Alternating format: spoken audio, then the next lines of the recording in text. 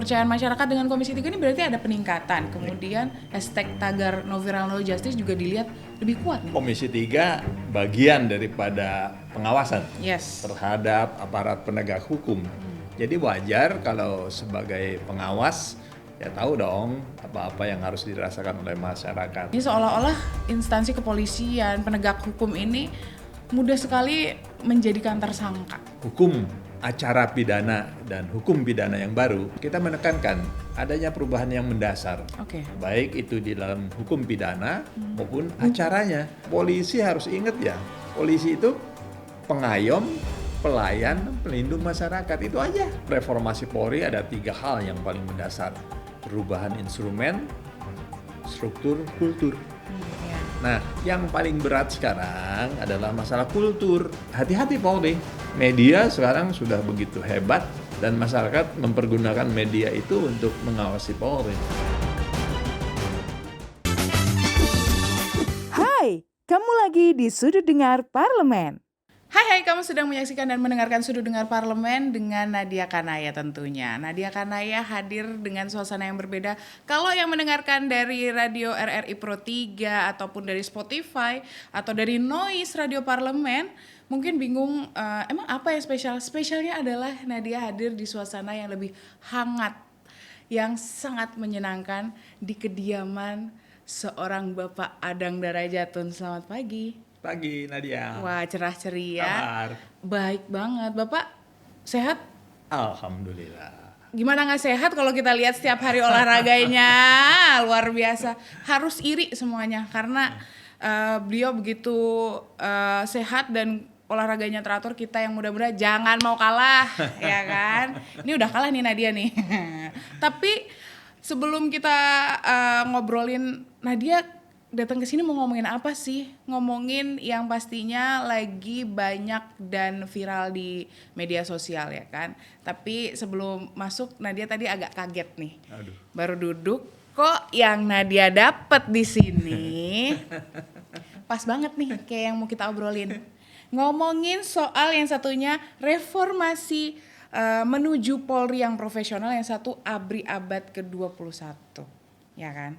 Ini kita sebenarnya pas banget kan kalau Nadia hadir ke sini mau ngomongin soal instansi kepolisian ini, mau ngomongin soal penegakan hukum, ini pas banget. Ini 2 buku yang ya memang ini menarik ya. Yang satu untuk ABRI saat itu TNI sekarang ya. Kalau yang reformasi menuju Polri yang profesional itu saya, tim saya. Wah, berarti cocok kan? Pas kan Nadia mengundang beliau hadir di sini? Enggak, kita yang diundang beliau untuk hadir di sini kali ini. Saya lupa ya kan. Kita mau ngomongin soal reformasi Polri, kita mau ngomongin soal penegakan hukum. Sebelum masuk lebih dalam, saya mau menanyakan gimana nih Pak kalau sekarang ada tagar hashtag no viral no justice, kemudian masyarakat ketika ada permasalahan hukum, kayaknya Komisi 3 deh gitu sekarang ya kan. Komisi 3 lagi membuka, lagi sangat-sangat open dengan masyarakat, mendengarkan semua aspirasinya. Gimana kalau Bapak melihatnya? Komentar Bapak dengan kepercayaan masyarakat dengan Komisi 3 ini berarti ada peningkatan. Kemudian hashtag tagar no viral no justice juga dilihat lebih kuat nih daripada kepolisian sendiri. Mungkin saya dari makro dulu ya. Kan makro juga memang Komisi 3 bagian daripada pengawasan terhadap aparat penegak hukum. Jadi wajar kalau sebagai pengawas ya tahu dong apa-apa yang harus dirasakan oleh masyarakat ya. Nah, jangan sampai tadi no viral, no justice. Itu kan bukan begitu. Negara kita negara hukum, jangan diviralin dulu baru rame gitu ya. Jadi ya saya pikir saya senang sekali Komisi 3 sekarang. Saya sudah cukup lama di Komisi 3. Komisi 3 sekarang terdepan dalam arti bagaimana menerima aspirasi masyarakat, terutama dalam rangka RDPU ya. Beberapa kasus-kasus yang dibuat di Komisi 3 RDPU itu, tapi masih ada yang menyalahartikan bahwa kok sejauh itu. Nah, tolong konteks makronya ya. Makronya kita pengawasan. Kita tidak pernah bilang, "Hei, Anda lembaga A harus begini, harus begitu." Enggak. Setiap kesimpulan kita menyatakan Komisi 3 agar begini-begini, Komisi 3 agar ini. Jadi kita konsep pengawasan kan waktu itu ada salah paham kan, bahwa kok Komisi 3 terlalu dalam, masuk ke dalam wilayah-wilayah yang sedang berproses. Jadi saya pikir, saya senang sekali sekarang Komisi 3 sudah begitu terbuka, maju dalam arti bahwa setiap ada permasalahan yang memang dirasakan oleh masyarakat, adanya ketidakadilan dalam penegakan hukum, itu kita harus terdepan. Memang itu menjalankan fungsi dari Komisi 3. Jadi karena DPR juga merupakan perwakilan masyarakat, ya nggak masalah sebenarnya mendengarkan suara masyarakat, betul kan Pak? Iya dong. Iya. Terus kalau kita lihat lagi beberapa permasalahan yang lagi ini kemarin Komisi 3 menerima salah satu permasalahan dari Nabila, ya kan? Kemudian kita menarik beberapa case yang sama di kacamata masyarakat ya nih, Sobat Parlemen. Kemudian ada tarik ke belakang lagi ada kasus pedagang es gabus. Yang dipermasalahkan adalah kok di dua kasus ini seolah-olah instansi kepolisian, penegak hukum ini mudah sekali menjadikan tersangka. Ya memang saya ingin memberi kesempatan atau menyampaikan kesempatan yang sangat baik ini ya, bahwa dengan adanya hukum acara pidana dan hukum pidana yang baru. Nah ini kita selalu pada saat kunjungan kerja, pada saat RDPU dan sebagainya, kita menekankan adanya perubahan yang mendasar. Baik itu di dalam hukum pidana maupun acaranya. Ya, contoh paling gampang lah di pidana. Kita tidak seperti dulu ya, pidana kolonial. Pokoknya orang masuk tahanan, periksa dan sebagainya. Tidak didampingi oleh penasihat hukum. Di hukum acara sekarang ini harus didampingi, minimalnya keluarganya ada. Lalu yang paling berat ada CCTV sekarang. Jadi nggak bisa polisi sembarangan untuk bisa meriksa dan sebagainya. Ya, lalu di hukum pidana sendiri, kalau dulu kan hukum kolonial, pokoknya masuk penjara, tahan dan sebagainya. Sekarang kita sudah berubah. Pidana kita itu lebih kepada pembinaan. Ya, kita mengharapkan di negara-negara maju itu ada beberapa negara yang penjaranya malah kosong. Karena sistem pembinaannya sudah begitu bagus gitu. Berarti harapannya juga nggak akan ada overkapasitas lapas nih nantinya itu, ya. Emang larinya ke sana ya kan? Pembiayaan yang besar. Betul. Dan sebagainya. Nah, berarti ini kalau Bapak melihatnya sendiri dengan case-case kayak gini, sebenarnya kepolisian saat ini kalau dibilang sama masyarakat kok gampang banget menjadikan tersangka. Kalau Bapak komentarnya seperti apa? Ya saya pikir ini memang perlunya kan dari 97-98 kita mereformasi Polri ya. Karena bagaimanapun juga tidak mudah begitu ya, organisasi yang besar, lebih-lebih dengan sekarang dengan aturan tadi pidana dan acara yang baru, memang memerlukan suatu proses. Tapi pada saat kita kunjungan kerja ke daerah-daerah, kita mempertanyakan ini. Karena kita menekankan satu, Polri, jaksa, dan pengadilan, proses reformasinya seperti apa nih setelah ada hukum pidana dan hukum acara yang baru. Nah, ternyata mereka mengadakan pendidikan, pelatihan. Jadi kita pelan-pelan tapi cepat gitu ya, pelan-pelan tapi cepat gitu ya. Itu supaya ada perubahan mental gitu. Perubahan mental bahwa kalau tadi ditanyakan tentang polisi khususnya, ya polisi harus ingat ya, polisi itu pengayom, pelayan, pelindung masyarakat, itu aja.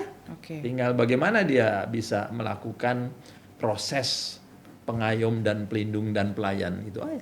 Jadi itu harus menjadi apa ya, poin utama dasar dalam setiap pelaksanaan kegiatan yang dilakukan oleh polisi, anggota polisi ya kan.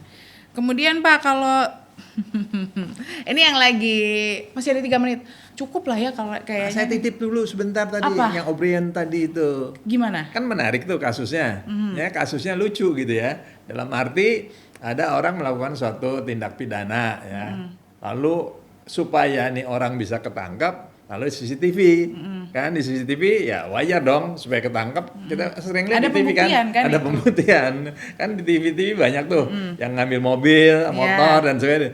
Nah lalu dibalik, yang ini ngadu tentang dia melakukan pencurian, yang ini melaporkan tentang ITE kan, undang-undang ITE kan. Jadi ya sebetulnya ya alhamdulillah penegak hukum dengan bersama Komisi 3 bisa menyelesaikan lah, jadi restoratif justice, sama-sama mengerti. Tapi bahwa hal-hal seperti itu memang menarik, jadi jangan disalahkan. Jadi nanti jangan kalau salah paham masyarakat malas masang CCTV sekarang sangat berguna sekali dalam membantu kepolisian mengungkap suatu kasus-kasus. Oke, jadi tetap berjalan, tapi kan kita juga pasti melihat ya kondisinya, tidak serta-merta dari satu bukti aja kan, pasti ada pihak-pihak yang akan ditanyakan juga.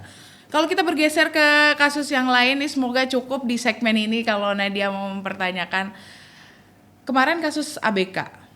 Dan jaksanya pun kemarin juga hadir kan ke Komisi 3 meminta permohonan maaf karena ada kesalahan. Ya oke. Kemudian di kasus ABK ini dengan mudah menyatakan kalau ini hukuman mati. Karena penyelundupan narkoba kan kasusnya. Di posisi yang sama ada Kapolres di daerah Bima, ya kan? Juga berkaitan dengan narkoba, dengan narkotika, dan mendapatkan keuntungan 2,8 M.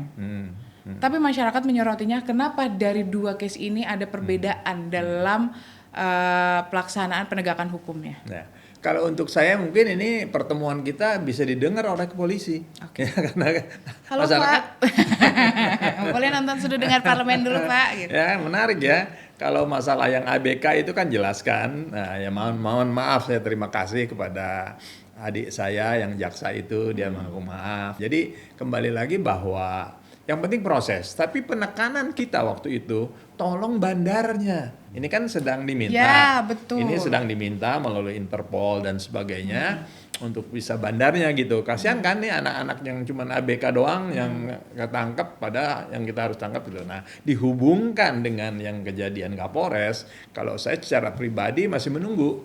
Kan di intern Polri-nya selesai kan, sudah ada proses pemecatan dan sebagainya, dan status dia sipil. Nah, tinggal nanti proses sebagai orang sipil terhadap kasus narkotika ini ya saya serahkan kepada aparat penegak hukum bagaimana selanjutnya. Tapi minimal bahwa permintaan jangan ada perbedaan antara ABK dengan Polri, nggak ada lah. Polri juga ya sama juga, lebih-lebih dia sebagai alat negara ya, itu biasanya hukumannya ada hukuman tambahan. Oke, berarti mungkin ada dua hukum yang berjalan gitu Pak, antara yang dia menjadi seorang menjabat sebagai polisi dan ketika itu pasti ada proses. Oke. Memang sekarang masyarakat masih menunggu. Tapi ini untuk mengingatkan aja Polri, masyarakat menunggu nih sampai di mana? Jangan ada kesan tadi kan, loh kok kalau ABK begini, kalau anggota Polri begini, nah itu nggak boleh. Oke. Berarti kita tunggu sama-sama seperti apa sih pelaksanaan dari penegakan hukum ini, dua kasus yang hampir sama terkait dengan narkotika. Kita masih akan membahas soal penegakan hukum, instansi kepolisian dan yang lainnya di segmen nanti, selanjutnya di segmen kedua. Jadi jangan kemana-mana, tetap di Sudut Dengar Parlemen. Hai, kamu lagi di Sudut Dengar Parlemen. Kembali lagi di Sudut Dengar Parlemen, masih sama Nadia Kanaya dan Pak Aden Darajatun di suasana yang sangat hangat sesuai harapan masyarakat agar kepolisian bisa kembali hangat. Sesuai dengan yang kita harapkan juga, semoga pelaksanaan dari penegakan hukum di kasus Kapolres Bima ini bisa berjalan dengan sesuai dengan harapan masyarakat. Kemudian Pak, ada yang lucu lagi nih, saya harus membaca ya. Ada statement dari seorang Menteri Koordinator Bidang Hukum, HAM, Imigrasi dan Pemasyarakatan Bapak Yusril Iza Mahendra menyampaikan kalau di masyarakat itu ada fenomena kayaknya Damkar jauh lebih hadir di masyarakat dan lebih menjadi sosok yang dipercaya sama masyarakat. Bahkan ada case pelecehan seksual. Masyarakat lebih lapornya ke Damkar. Berarti ini ada pergeseran di sini. Gimana nih? Kalau saya sih terus terang memberikan apresiasi kepada Damkar ya. Semakin maju, semakin senang dan hadir, nangkep ular, juga nangkep apa kan. Jadi cepat sekali hadirnya. Yes. Tapi kalau dibilang bahwa kok lebih cepat dan dari polisi enggak juga lah. Ya, jadi memang terus terang saja kita fair. Dua-duanya bagus, Damkar bagus, damkar bagus ya, polisi bagus ya. Memang kemarin rame lah ya, kebetulan situasi polisi beberapa kasus, damkar lagi naik di rate-nya media. Tapi kalau untuk saya ya silahkan aja untuk berkomentar, nggak siapa orang kan boleh komentar loh. Berarti ini artinya apakah ada yang seharusnya dilaksanakan oleh polisi, ini tugasnya mungkin ada hal-hal yang kayak melindungi dan mengayomi ini yang mulai agak kosong nih atau berkurang di masyarakat, sehingga mungkin harus ada yang lebih ditekankan lagi gitu Pak? Ya kalau dibilang kosong janganlah. Oh, nggak kosong ya? Ya polisi nggak ada sehari aja berantakan jalan. Iya betul kalau itu ya benar-benar. Terima kasih ya Pak Polisi. Jadi sih terus terang aja minimal ini pecut bagi Polri ya, bahwa ada seorang pejabat yang berbicara begitu, masyarakat mengharapkan. Kalau untuk saya pribadi dalam suasana negara demokrasi seperti kita, keterbukaan dan sebagainya, ini hal positif. Yang penting mari kita semua berpikir positif gitu ya, bahwa damkar bagus, polisi bagus, minta polisi lebih bagus, nggak apa-apa. Iya kan itu memang harapan masyarakat. Ini bukan mengkritik karena sangat sayang, pengen jauh lebih baik ya kan. Menghadir. Karena dulu kalau kita ingat zaman kita kecil kalau ditanyain cita-citanya jadi apa? Jadi polisi. Ya semoga harapannya anak-anak sekarang generasi Alpha ini ya semuanya juga masih Alpha sekarang ya. Iya generasi Alpha harus bilang cita-citanya apa? Mau jadi polisi. Masih ada yang bilang seperti itu. Oke. Nah, kalau tadi kita ngomongin soal yang diharapkan masyarakat, terus Bapak juga menyampaikan ini jadi pecutan, ini cambukan buat polisi untuk semakin hadir di masyarakat. Reformasi Polri ini kan kemarin juga digembor-gemborin. Harapannya masyarakat, padahal reformasi Polri ini sudah berjalan cukup lama ya Pak? Iya lama lah, 97-98. Berarti Bapak masih bertugas ya waktu itu? Masih dong, lagi Asrena Kapolri, bagian perencanaan. Waduh. Nah, sebenarnya seperti apa sih Pak reformasi Polri ini? Ya mungkin saya langsung saja ya ke masalah yang paling mendasar ya, bahwa dalam reformasi Polri ada 3 hal yang paling mendasar: perubahan instrumen, struktur, kultur. Instrumen sudah selesai dengan adanya undang-undang kepolisian yang dalam waktu tidak terlalu lama, mungkin terserah DPR nanti akan ada perubahan-perubahan. Selesai kan? Secara struktur Polri sudah bukan bagian dari ABRI lagi. Selesai. Nah, yang paling berat sekarang adalah masalah kultur. Nah, kultur ini gimana? Ya, terus terang saja seorang anggota Polri kan tadinya seorang lulusan SMA, lalu dididik di kepolisian, jadi polisi. Ini untuk merubah kultur ini nggak gampang. Tiba-tiba dia punya kewenangan nangkep, tiba-tiba dia punya kewenangan untuk melakukan pemeriksaan, dan ya ini memerlukan suatu proses. Dan saya lihat sekarang Polri terus berkembang ya di lembaga-lembaga pendidikan. Itu masalah kultur itu betul-betul menjadi penekanan, karena apapun juga sepanjang polisi bisa mengayomi, bisa melayani dan menjaga masyarakat dengan baik, otomatis berbalik gitu. Masyarakat akan cinta kepada polisi, akan senang kepada polisi, hadir sebagai orang yang diharapkan di tengah-tengah kehidupan masyarakat. Oke. Kalau kemarin, ini komentar Bapak aja ya nih. Kemarin ada case seorang polisi melaporkan kehilangan sepeda di kantor kepolisian. Tapi dia nggak tahu kalau yang lapor ini polisi nih gitu. Terus ditanyain, emang berapa harga sepedanya? Nah, di situ masih ada stigma kayak kalau lapor polisi tuh jadi 2 kali kehilangan. Gimana nih kalau Bapak? Itu kan kembali ke tadi yang saya bilang, kultur. Oke. Tadi yang pertama, kultur saya yang harus kupas yang pertama ya.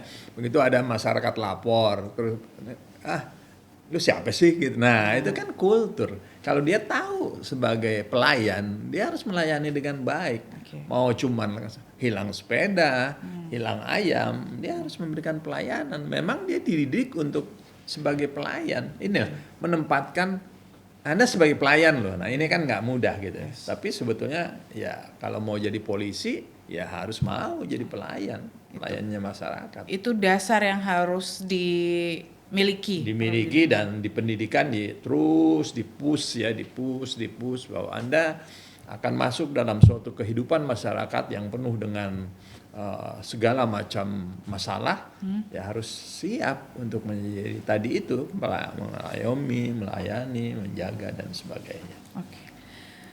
Saya baca di media ada statement Pak Prabowo yang menginginkan kalau penegakan hukum nih yang adil dan berpihak ke rakyat kecil.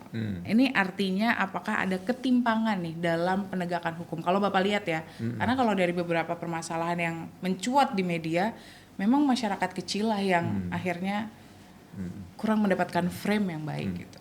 Kalau saya sih pertama saya berterima kasih kepada Presiden ya, Pak Prabowo. Berarti kan dia memberikan warning, polisi, Anda nggak boleh begitu dong, gitu kan, nggak boleh tajam ke bawah, tumpul ke atas. Okay. Ya memang contoh salah satu tadi yang melaporkan sepeda ya kan ada gambaran gitu ya. Mungkin karena case-nya kecil dan sebagainya. Jadi mudah-mudahan ini tidak menjadi suatu hal yang terus-menerus yang terjadi di kepolisian ya.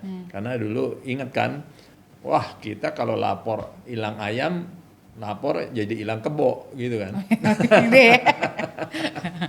Nah, saya yakin ini makin lama makin menurun dan kita harus mendengarkan apa arahan Presiden Prabowo ya. Karena gimana pun juga istilah-istilah itu jangan menjadi suatu hal yang makin meluas, tapi justru harus terus makin lama menghilang bahwa semua keadilan itu dirasakan oleh masyarakat. Pak, tapi sebenarnya kalau Bapak tadi bilang kan ada 3 poin tadi yang terkait reformasi Polri. Yang terakhir adalah yang Bapak tekankan adalah kultur. Kalau Bapak melihat sendiri nih, seberapa susahnya atau seberapa beratnya merubah kultur ini di instansi kepolisian? Ya memang sih ada teori sebetulnya ya, tapi saya juga tidak terlalu mengikuti ya, bahwa polisi adalah bayang-bayang dari masyarakat. Oke. Ya, jadi kalau masyarakatnya tingkatnya masih segini, ya polisi segini gitu. Jadi memang Polri harus lebih mampu dalam arti pelayanannya lebih baik. Ya, jadi ya di pendidikan itu penting sekali penekanan tentang Anda itu sebagai pelayan masyarakat gitu. Oke, berarti nanti yang saya mau tekankan lagi di segmen ketiga sebagai yang merupakan apa ya, alumni dari instansi kepolisian menjadi Wakapolri juga melihat kondisi kepolisian saat ini seperti apa. Kita jawabnya nanti ya di segmen ketiga, ngobrol bareng sama Pak Adang Dara Jatun terkait ini instansi kepolisian. Jadi jangan kemana-mana, tetap di Sudut Dengar Parlemen. Hai, kamu lagi di Sudut Dengar Parlemen.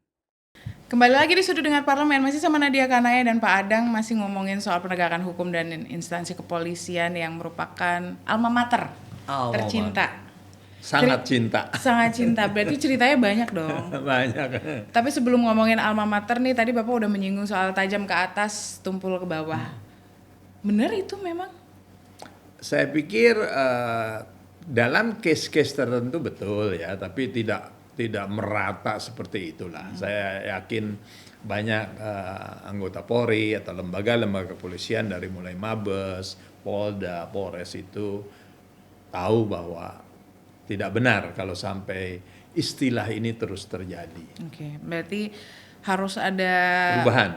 Iya, gebrakan yang lebih besar lagi di instansi kepolisian agar stigma ini menghilang. Memudar, bahkan menghilang. Kalau ngomongin soal alma mater tercinta nih Pak, sebenarnya ketika dalam proses pendidikan, boleh mungkin Bapak ceritakan apa sih yang Bapak kan menjadi Wakapolri, memulainya juga dari Akpol juga kan Pak. Kalau Bapak boleh menilai sendiri, apa sih sebenarnya yang harusnya nih menjadi poin yang harus diklik supaya polisi itu memang hadir benar-benar sesuai harapan masyarakat? Maaf ya, ini agak subjektif ya.